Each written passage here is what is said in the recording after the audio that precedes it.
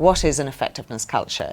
So I'm going to talk to the panelists about creating a culture within the marketing departments, within each agency, and which is motivated really around generating results from an objective that has been preset. So, Claire, what is an effectiveness culture? For me, this is not, and I think a lot of people, when we think about Effies, you think about awards and bringing your gold home. But for me, it's not about the awards. And I know it's a benefit to many agencies because it helps with new business, it helps with attracting world-class talent. But I think the real benefit of building an effectiveness culture is how you embed that into your day-to-day thinking in your organisation and also with your agency. So the sort of organisation brand side and the agency, and how you think about that and embed it from how you set out your objectives and really define what it is you're trying to do and the goal, to thinking about smart insights and strategies, execution of brilliant ideas and the media placement of those, right the way through to how you capture all the data, optimize and look at, did it actually deliver on my original thing? And that is an end-to-end culture that you need to keep coming back to every day. So Claire, you just mentioned building effectiveness culture into everyday thinking. What sort of practical advice can you give people listening to this, watching this, about what they can do tomorrow? I think if I was to give like one thing that I think is the most important thing, is about alignment at the beginning. It's like, what is the brief? What are you setting out to do? What is the objective? And what is the goal? Mm-hmm. And I think that is always the bit, to me, that I think can be less clear. You can often get very long briefs with a shopping list of objectives in. And it's really aligning on a very clear objective and that goal. And then I think if you get there, then the rest is easier. Mm-hmm. Mm-hmm. But it's the bit I think is the hardest bit. And what are the gaps? And maybe you could all answer this in terms of the gaps within the agency, I suppose, marketeer relationship. Where does it fall down mostly? Neil? It's that alignment thing.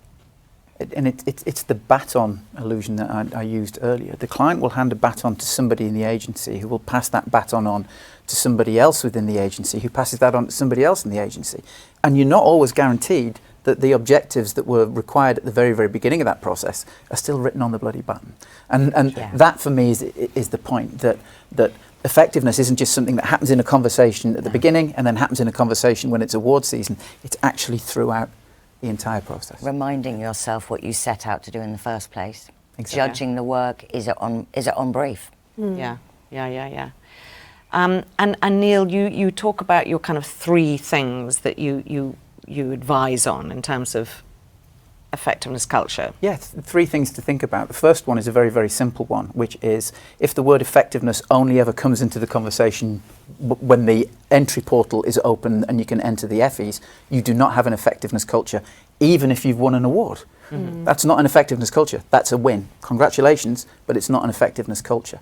The good thing about Effie, onto the second point, is that it gives you a very good clue as to how you can build an effectiveness culture. Mm-hmm. And they're the four different sections on the entry form. Mm-hmm. You know, that first one, what's the problem we're trying to solve? What are our objectives? Everything that Claire articulated then, that's question one on the Effie entry form. Mm-hmm. Question two is, how do we think about that? What insights can we derive from it? How do we actually craft a brief that will address some of those issues? The third question is about, how did you bring it to life? Where did you bring it to life? Creatively, and using the appropriate media to solve the problem. And the fourth section is very simply asking ourselves, did it work? Did it meet the objectives we set out at the beginning? And that's the great thing about Effie. The entry form essentially describes what we should be doing for a living throughout. So that's kind of like the second one for me, making sure that the entry form is part of that day-to-day conversation. And the third thing is, if you want to drill down in a more academic way, the Harvard Business Review published something in their magazine, I think about 10 years ago, and it was called Marketing 2020, M:2020. And it was a study where they looked globally at the behaviours of overachieving effectiveness organisations and look at how those lessons, those competencies and behaviours can be embedded into marketing departments and their relationships with agencies. So I would urge you to dig that report out and have a look at it. Okay, thanks, Neil. And we'll put a link to that report into this session for anyone who's watching for you. So if a team wanted to start embedding the Effie mindset, and where do they start? Is it that just take the entry form down, take a template down and just work through it, as you said? If I was to offer a very simple roadmap, it would be that. Yeah. Interesting. I love the concept of using it as your strategic framework. Luella, you talk about the unifying clarity of purpose. Yeah. I love that expression that you've used.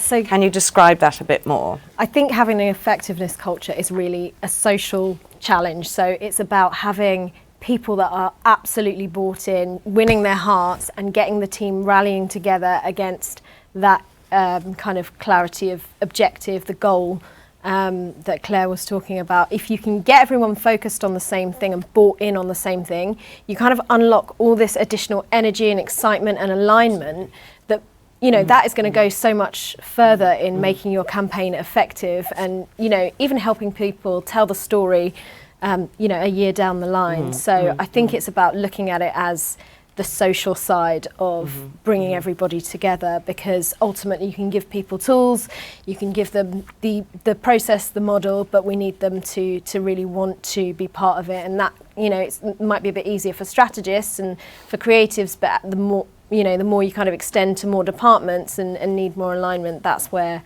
that kind of social side comes in. I think that's a lovely concept, bringing effectiveness into the sort of social environment where you're talking about things naturally in an effectiveness context, as it were. I mean, when I bump into somebody from creative and working on a campaign and, you know, I see them in the kitchen, I want them to be talking about the metric in relation to the tactics and things like that. I want them to be excited about the creative work, but in service of meeting the goal. And that comes from the culture and the way that you're engaging with the creative team or the wider teams. And the creative team should actually be searching for the results. So once the campaign is gone, it's like, oh, so what do the early indicators show? You know? Absolutely. That's the energy I want. You know, I want them to come over and say, how did it go? And we look at it together and, you know, we explore it further. That's, you know, the exciting part of what we do. I also think the creators challenge strategy on stronger insight, because I think you can come up with an insight quite quickly, but it's like you can go deeper, can't you? And it's when you go deeper and deeper is you hit the sort of the nuggets. And that's where creatives also challenge strategy. It's kind of like, nah. I love that. There's more.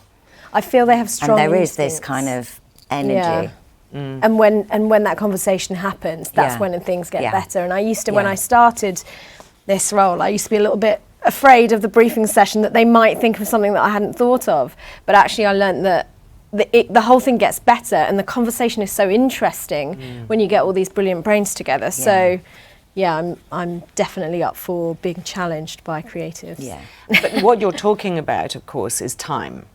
You know, and more collaboration. Time and collaboration. So what I am seeing, and this is, you know, slightly off topic, but at the same time I think it's highly relevant today, that, you know, because AI can help with the churn out of iterations at the very back end, do you think there will be a time where it gives you more time up front to get the insight right, to get the creative right? Because that's what the optimists are saying. I think you can use, I mean, there are so many AI tools now that you can speed up some of the strategy process because you can mine data really, really quickly. You can mine culture really, really quickly.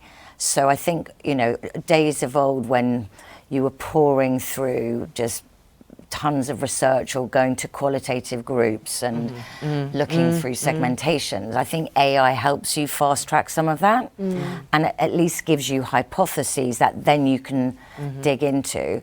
So I think it can add value to the upfront process. Yeah. Not just the execution. And are you seeing that already in some cases? I mean, you know, a lot of the research companies are building their own virtual audiences now. So you're already using it. And culture mining. Yeah. Because you can just look at culture just really quickly with AI and microcultures. So that, I love the sort of socialization, the collaboration piece. I really like what you said about the challenging, the creatives challenging back on the strategy. I mean, I think from listening in on the jury sessions, the single most important part of the whole journey is the insight piece. Am I correct?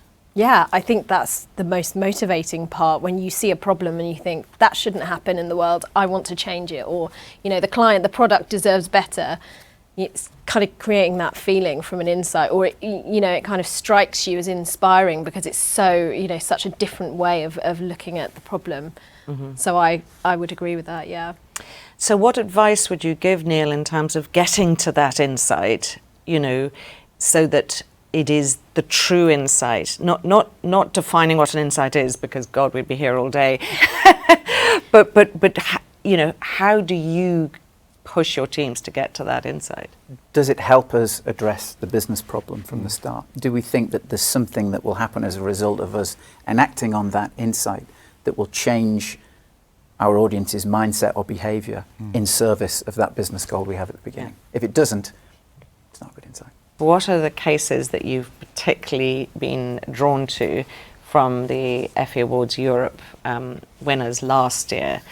I would go with the MasterCard Where to Settle, which was the app created for Ukrainians fleeing to Poland and helping them work out where they should live to manage overcrowding. And I thought it's obviously, you know, it gets you in the feels, it's a great piece of work, but the way the paper was written and structured, they managed to cram, I think it was 40 pages, but they managed to hold my attention the whole way through, despite, you know, getting quite a lot of metrics and measurement in. So I thought that was a really good example and definitely one to learn from.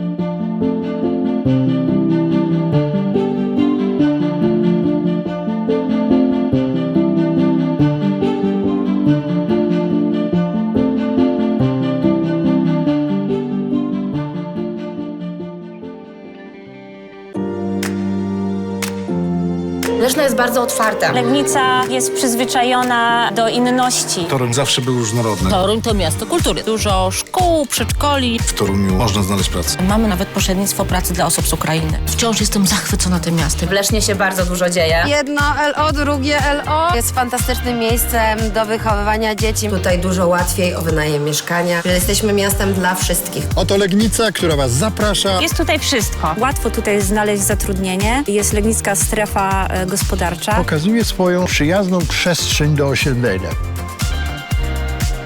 Jak tu przyjedziecie, polubicie je tak jak ja. Zostaniecie na 100%. Do zobaczenia. Я зрозуміла, що я хочу, щоб моя дитина наступний свій день народження зустріла якось не в підвалі. Така інформація потрібна для людей, хто приїжджає з України. Так.